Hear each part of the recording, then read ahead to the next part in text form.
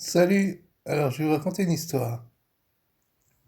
L'histoire de la cigale et la fourmi. Alors, la cigale, à notre époque, c'est plutôt le chanteur ou la chanteuse qui est beau gosse et tout, et qui vous raconte des histoires. Moi, je vais vous en raconter d'autres plus anciennes. Donc, c'est une histoire que racontait ma mère, Fable de La Fontaine. C'était la cigale qui chante, qui chante, qui chante, et la fourmi qui bosse, qui bosse, qui bosse.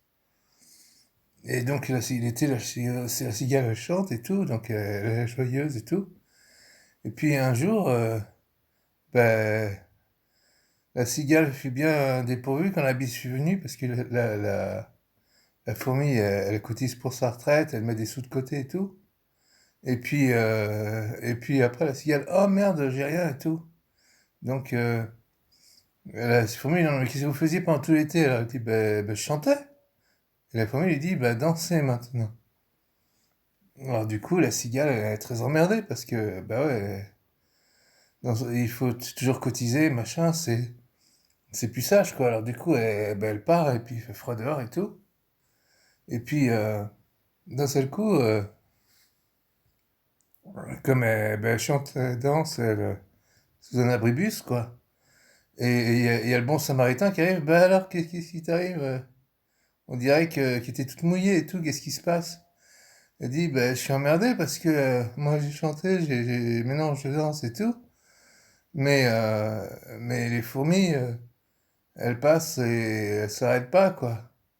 Alors le bon samaritain il dit bah, viens chez moi, chez nous on aime bien les cigales, on habite un pays, il y a plein de cigales et tout.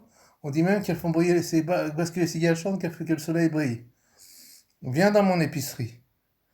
Alors tiens, restaure-toi, il n'y a pas de problème, on va voir ça. Alors, bah tiens, viens loger on a une petite place pour toi. On est 10 dans la chambre, mais on fait toujours des places à un ami. Donc, je me surprise, la cigale. Oh, bah c'est super et tout, bah, vraiment, je suis ravi. Et donc, elle dit, mais c'est étonnant, je savais pas que ça existait, les fourmis qui abritent les cigales. Ben, donc il dit, oui, ben, c'est comme chez nous, tout le monde, enfin, dans le pays de mes ancêtres, je viens de Marseille, mais les miens viennent de plus au sud, et c'est un monde où les gens ils vivent en paix. Donc, donc on n'a pas de problème avec ça. Nous, on manque de rien, on a un truc, on dit merci, donc on est toujours content. C'est comme les cigales qui chantent, le soleil brille, et voilà. Donc aujourd'hui, ce soir, t'as un abri. Donc elle dit, ah, bah, c'est étonnant, moi je cherchais, je cherchais la voix, le cœur, le ciel et tout, et je pensais pas qu'on pouvait trouver ça juste en étant sous un abribus, quoi.